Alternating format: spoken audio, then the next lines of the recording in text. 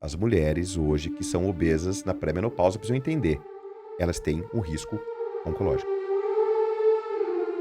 E aí entra uma questão muito importante, que é a mudança do estilo de vida. Por quê? Porque uma mulher obesa com câncer de mama, talvez ela tenha mais risco de se prejudicar pela obesidade do que pelo próprio câncer de mama. Quando eu trato a obesidade, eu estou tratando do câncer de mama. Trabalhos muito robustos demonstram que fazer mudança de estilo de vida de maneira profissional, no momento do diagnóstico do câncer de mama em diante, faz mulheres viverem mais. É um Olha fato. que valioso. A gente mora num país tropical onde qualquer pessoa pode sair à rua e fazer uma atividade física. Mulheres tratadas de câncer de mama que fazem atividade física vão ter mais benefícios da atividade física, talvez, do que drogas que elas não puderam usar. Perfeito. Então a gente precisa trabalhar em todos esses âmbitos. Tanto a questão da nutrição também.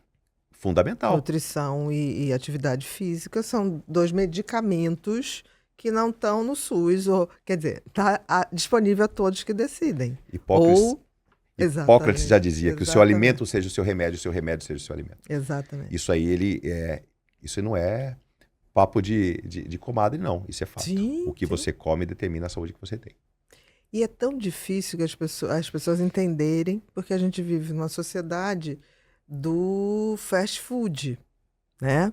E as pessoas acham que isso é alimento. A maioria das coisas que as pessoas comem muito hoje, não é alimento, né? É algo que foi derivado um dia de alguma coisa chamada alimento. Queria que você falasse um pouquinho dos fatores de risco, né? A gente já sabe a questão da obesidade, mas falasse mais detalhadamente esses fatores de risco para as mulheres em relação ao câncer de mama. Eu não vou falar do câncer de mama, eu vou falar de diversas doenças de uma maneira só. Perfeito. A base do iceberg se chama inflamação. Uhum. E lá para cima, milhares de outras doenças que vão aflorar. Doença cardiovascular, doenças oncológicas, talvez doenças autoimunes e por aí vai. Uhum. O que é inflamação? É aquilo que você come e aquilo que você não treina. Então sedentarismo mais dieta inadequada. Dentro da medicina do estilo de vida existem critérios para alimentação que são lúdicos, mas são sábios. Descasque mais, desembale menos. Na medicina do estilo de vida, a geladeira está cheia, a sua despensa está vazia. Porque um pão de saquinho que dura 3 meses na geladeira, com o mesmo gosto, com o mesmo cheiro, não é um pão de saquinho. Ele é alguma coisa embalada. As pessoas precisam entender que aquela salsicha que ela come, que é barata, eu sei que tem muita gente que não tem condições de comprar, ela não tem absolutamente nada nutritivo. Não é alimento. Só que isso desencadeia um processo muito grave, que é um processo intestinal. Ele altera completamente as bactérias que habitam ali no seu intestino, chamado microbiota. Uhum. E a partir daí, coisas boas que você tinha que absorver, você não vai absorver. Coisas ruins serão colocadas para dentro. Em mulheres, isso altera a produção de estrogênio, que chama estroboloma. Olha que coisa louca. Aquilo que você come desencadeia uma série de questões químicas e biológicas que vão trazer prejuízos. Em relação à atividade física, hoje, ganhar massa muscular é igual a viver mais. Totalmente da sua área. Pessoas que não têm musculatura na perna aumentam prevalência de demência. Olha como a gente está indo. A informação nós temos. Então as pessoas precisam ganhar massa muscular com atividade física e comer coisas mais naturais. Esse basicão já reduz o adoecimento geral numa proporção muito grande. Não há dúvida. É muito simples, mas funciona. Existem as Blue Zones no mundo, que são cidades poucas, onde muitas pessoas passam dos 100 anos e foram estudar essas populações. Uhum. E essas populações são populações que comem pouca carne vermelha, mas comem proteína, bastante vegetal, quase nada industrializado e vivem uma vida saudável do ponto de vista de atividade física. E aquela coisa da moderação, né? Que também tem isso. Porque tem gente que fala assim, o radicalismo, nem o radicalismo é bom. Nem nas ideias, Nada. nem na prática. Né? Porque tem gente que fala, não, só vou comer carne. Só vou comer fruta. Só vou... Não existe uma E o moderação. que é interessante é que eles vão pegando picos, né? O pessoal dos extremos. Agora a moda é a dieta cetogênica. Daí ela começa...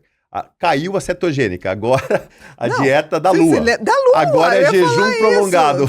Tomar leite na lua cheia, sei lá, tinha um troço desse quando eu era adolescente, que eu falava, gente, isso não faz o menor sentido. Só que agora surge uma informação muito importante, principalmente pós-pandemia, as pessoas passaram a consumir mais álcool. Muito mais. Muito mais. Isso é um fato. Muito mais. Isso é estatístico. E aumentou o índice de suicídio. Porque o álcool é um depressor. Na verdade, eu escutei uma frase essa semana que é muito, muito válida. O álcool hoje, ele é visto como o cigarro há 30 anos atrás. Há 30 anos atrás, as pessoas achavam que o cigarro não ia causar nada. E hoje, mesmo quem fuma sabe a tragédia que é. O álcool hoje ainda é visto de uma maneira um tanto quanto benéfica. Não, socialmente Ela é não celebrado. Exato, ela não é, e daqui algumas décadas descobriremos que não é. Muitos trabalhos, o consenso canadense recente, 2023, diz: o ideal é não beber nada. Mas, se você quiser, até 2 doses por semana são toleráveis. O Toleráveis. que são 2 doses? 2 taças de vinho. Ou 2 cervejas de 300 ml. Por quê? Porque até 2 doses você não tem aumento científico de risco para doenças. A partir de 2 doses por semana, aumento de risco de doenças, entre elas oncológicas. Quanto mais, maior o risco. Então as pessoas precisam entender que, somado a tudo isso, o álcool é sim um vilão para aumento de doenças. E as pessoas falam: ah, mas o câncer de mama está aumentando a prevalência. É claro, as pessoas comem mal. Sedentárias. Sedentárias. E as mulheres estão bebendo mais do que Bebem. nunca. Começa a existir hoje um idealismo do respeito ao corpo. Se eu sou obeso, e ninguém está desrespeitando ninguém. Nós estamos tendo uma conversa científica. As mulheres hoje que são obesas na pré-menopausa precisam entender. Elas têm um risco oncológico. Circunferência da cintura. E cardiovascular também. É que o cardiovascular a gente já sabe há 40 anos. Sim, mas mesmo assim, quando a gente fala, não é contra a pessoa. Exato. É obrigação do médico e de quem gosta e sabe colocar esse dado. O que a pessoa vai fazer com esse dado, a gente respeita sempre. E aí vem uma questão importante: de que maneira a gente informa? Você tem que informar com carinho. Com certeza. Não adianta você chegar e falar assim: não, mas olha o seu peso. Não, isso, a pessoa só vai ficar com raiva de você. Agora, quando você faz com carinho: deixa eu te contar uma coisa. Vamos cuidar de você, vamos fazer isso, vamos fazer aquilo. Esse carinho eu trago muito para a oncologia. Então, as pessoas falam assim: nossa, mas lidar com câncer de mama é lidar com a morte? Não, não é lidar com a vida. Uma vida diferente.